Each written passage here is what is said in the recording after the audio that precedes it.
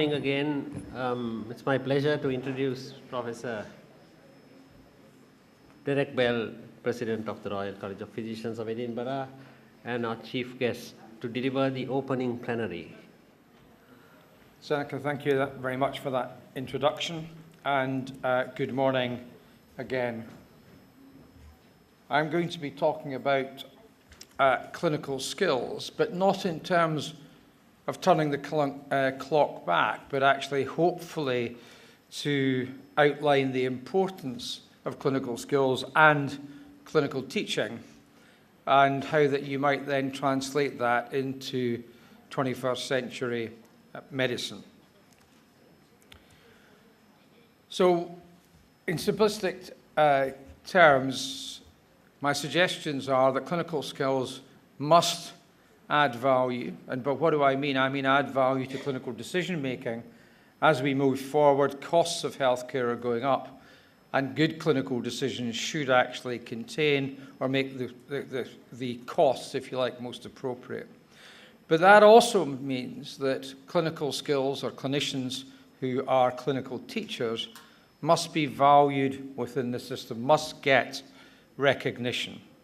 And if we do those two things in equal amounts, then we should be able to maintain and deliver high quality care, facing the significant challenges that healthcare have internationally. So in this very limited slide, in the past, we probably had good clinical skills, but in fact there was certainly very limited treatment, and possibly not absolutely assurance that what we said clinically was correct. But in the last 90, 100 years, there has been an explosion of treatments and diagnostic tests, and it is said that there has been a decline in clinical skills. And not because of the decline in clinical skills, but because of the expansion of treatment, we have a greater ability to cause harm. So getting the diagnosis right, which is necessary to get the treatment correct, becomes also vital, not just in terms of cost saving, but actually can we deliver safer services. And as we move forward with increased innovation, both in terms of treatments and diagnosis, then if we integrate clinical skills, we should be able to use clinical probability more appropriately to add value to the healthcare of individuals, but also healthcare of systems and populations. I put this up briefly. I showed this last year when I was over, because the reality is, going back to Jenica and Seneca were saying earlier on, is the knowledge has always been there. Physicians, clinicians have always accumulated knowledge.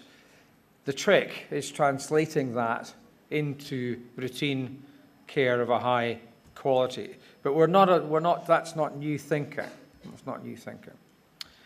And I think the concern when we say trainees don't have perhaps clinical skills, and maybe some in the room don't believe that, I think we've got to ask ourselves, well, why would they have less clinical skills?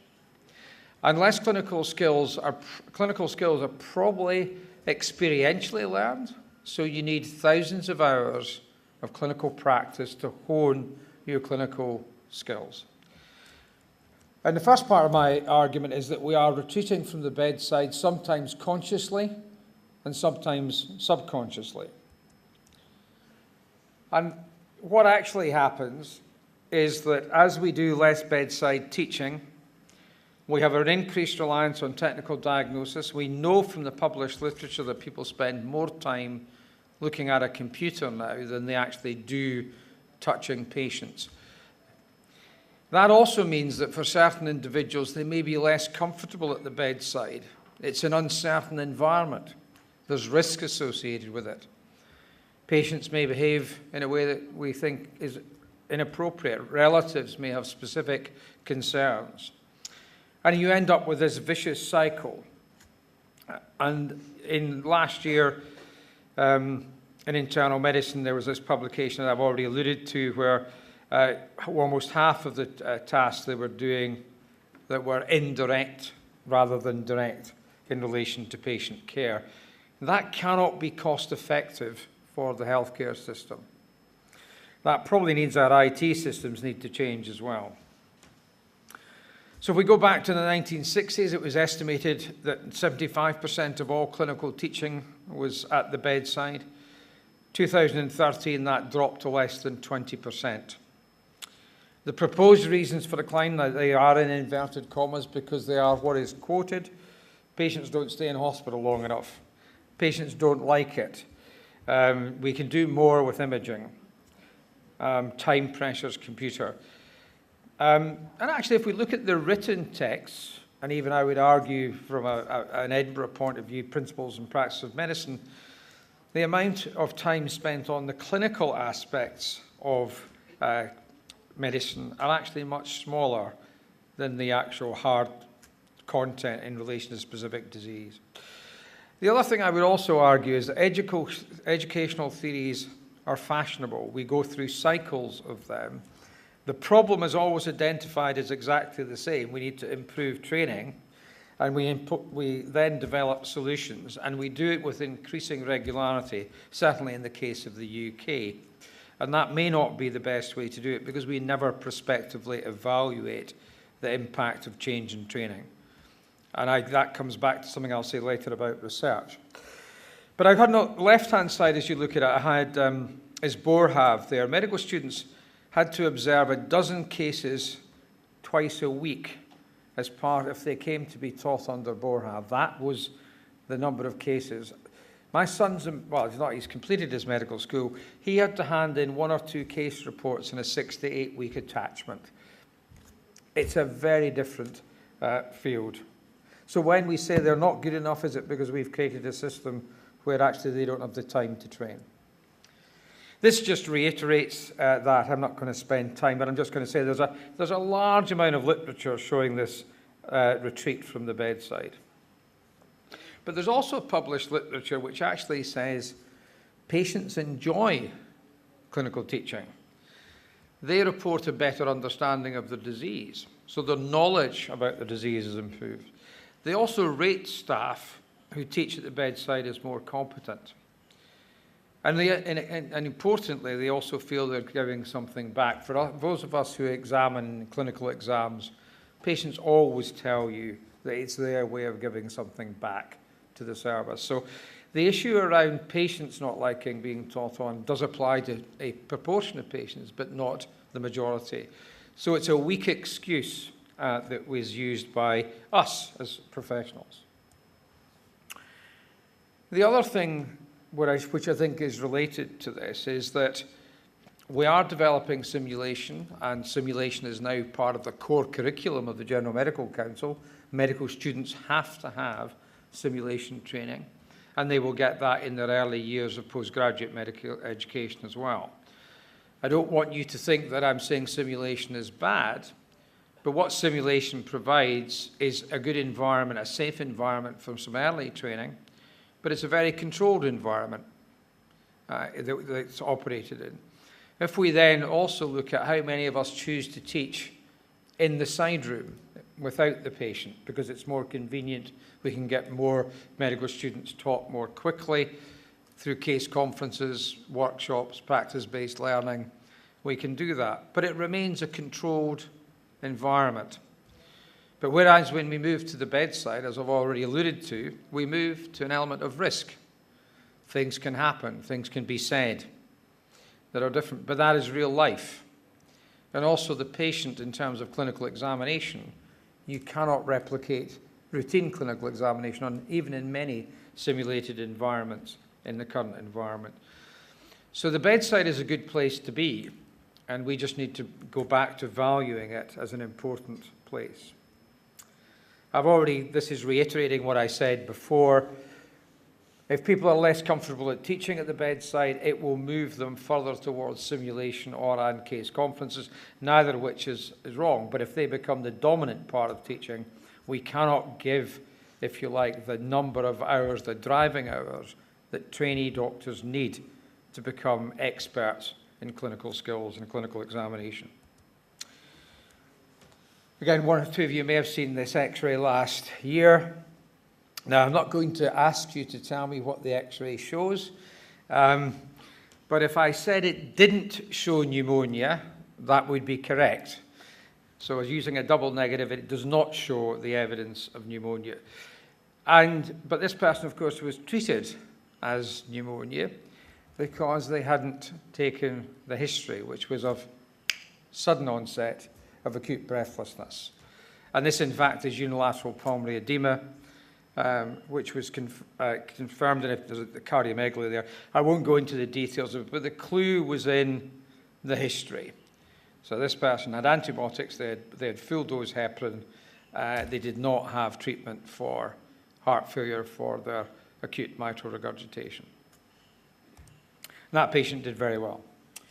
So this cartoon, again, I've used more than once, but it does reiterate not only the importance of the history, but understanding the context in which you're taking the history, whether that's in a hospital ward, whether that's in an outpatient clinic, whether in fact it's actually in the patient's home in certain circumstances. But the context of why the patient is presenting at that time is an equally important part of the clinical history. So we need to rebalance the scales. We need to make a conscious decision that going to the bedside is a good thing, that actually touching the patient is a good thing, and that power of touch, we know, is valued by patients. It's not laying the healing hand on, it's actually the hand of comfort. And that is, therefore, that power of touch becomes important for the patient as well. So as usual in the UK, we enshrine this in a document, call it good medical practice by the JMC. That does not make it happen. It just says it's a good idea. What makes it happen is when clinicians, universities, postgraduate organizations, colleges, etc., actually encourage it and value it from a professional point of view. And that brings us to the point of role models. We are not short of role models in medicine. We've got lots of role models throughout the time. I've put a few up there on that slide. But who are the leaders and mentors for the 21st century? Who are the leaders and mentors now? What are their names? And are we recognizing them appropriately at this point in their career, whether it's a keen young postgraduate trainee or whether it's actually a more senior consultant who's spent a significant amount of their time doing it.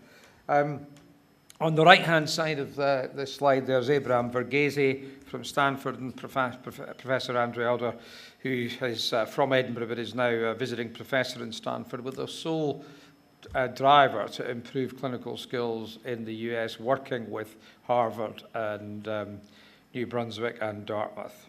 So they are now establishing this, and in fact we've established a clinical skills training program as part of the Edinburgh College work in New Brunswick to promote this journey.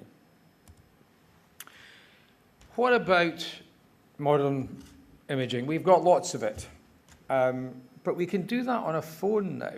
We can have these images on our mobile phone, we can have them on the computer at the bedside.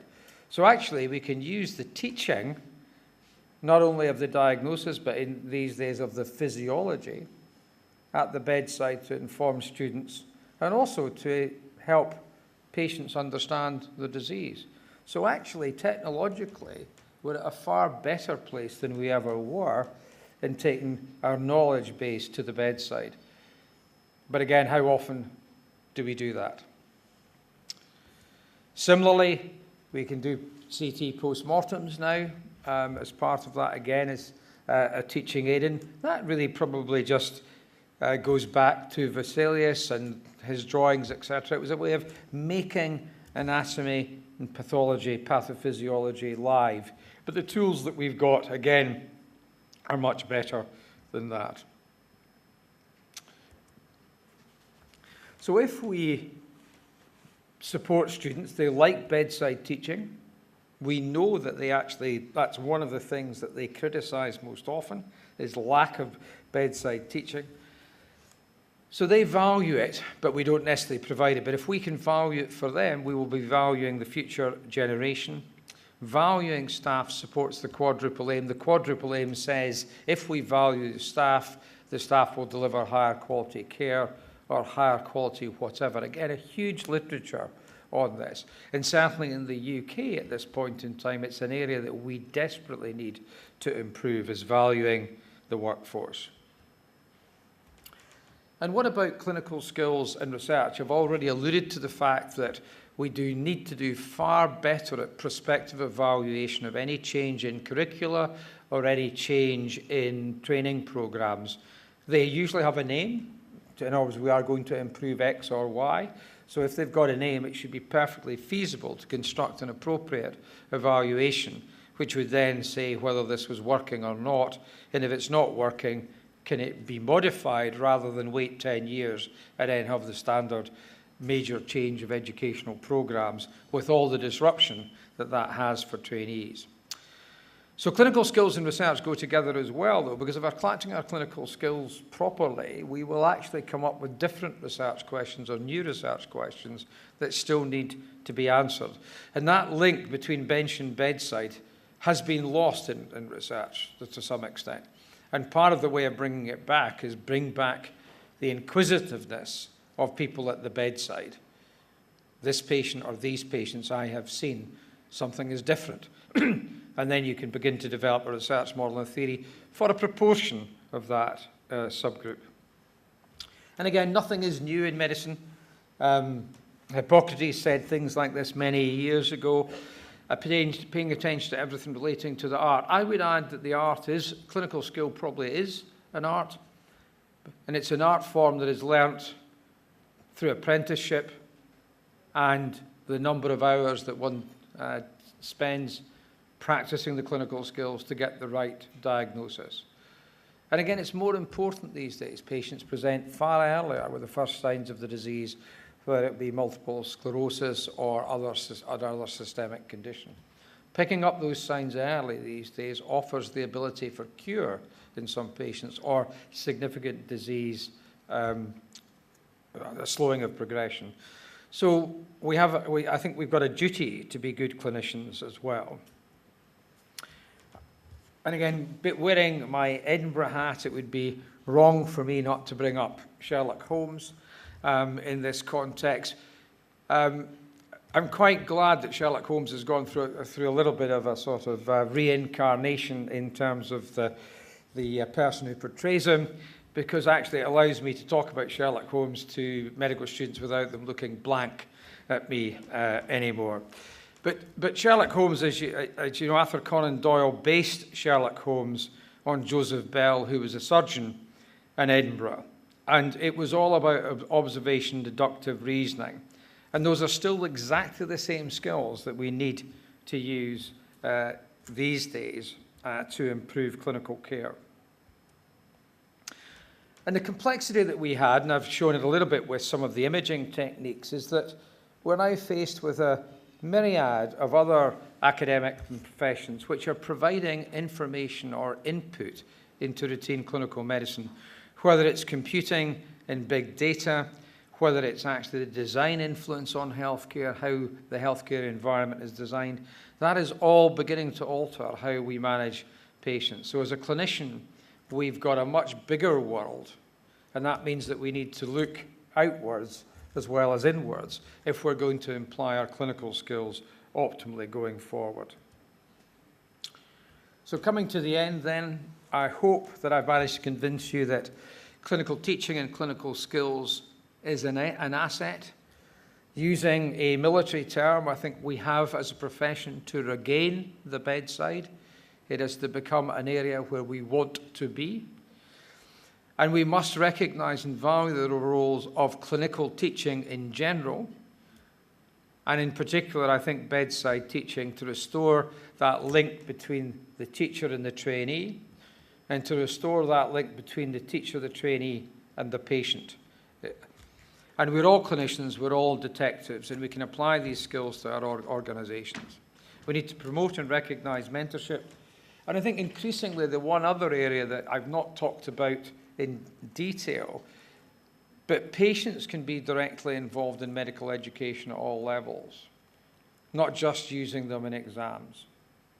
So how do we engage the patients as a group in terms of how they would perceive medical education going forward? And finally, for me, research, clinical care and teaching are all complementary. It's a little bit like the discussion we were having around internal medicine and specialism. These are not either-ors. These are complementary skills that we all have. And if we take clinical skills and apply them in the 21st century, we will deliver higher value and higher and better quality care for our patients. Thank you very much. Thank you very much, Professor Bell, for your important lecture on clinical skills. We have time for questions. Thank you very much, Audrey Cook, South Africa. I think for me the challenge is to teach young people to communicate better, not to sit with their smartphone and type it, but to actually talk. And I think the art to actually listen to that history, exactly as you've said. And again, that comes by example. So I can't think that, if I can call it the seniors in the room, that's their responsibility, is to again, transfer that ability to actually listen to the patient. I know the Medical Protection Society says if you keep quiet for 90 seconds, listen to your patient, they would avoid litigation in about 70% of cases. So that may be something that we can teach our students. No, I very much agree that listening skills is important, not only in terms of understanding the history, but also in terms of understanding the context of the presentation. And if you think about mentorship, it's important, therefore, that consultants don't rush around seeing patients in 30 seconds or a minute, because you cannot do what you're asking them to do at that point in time. So listening, crucial part. I fully agree. So in the absence of any more question, Professor Bell, thank you very much again for your lecture, comprehensive lecture on clinical importance, clinical examinations. May I invite Professor Senaka Rajapaksa to hand over token of appreciation to Professor Bell.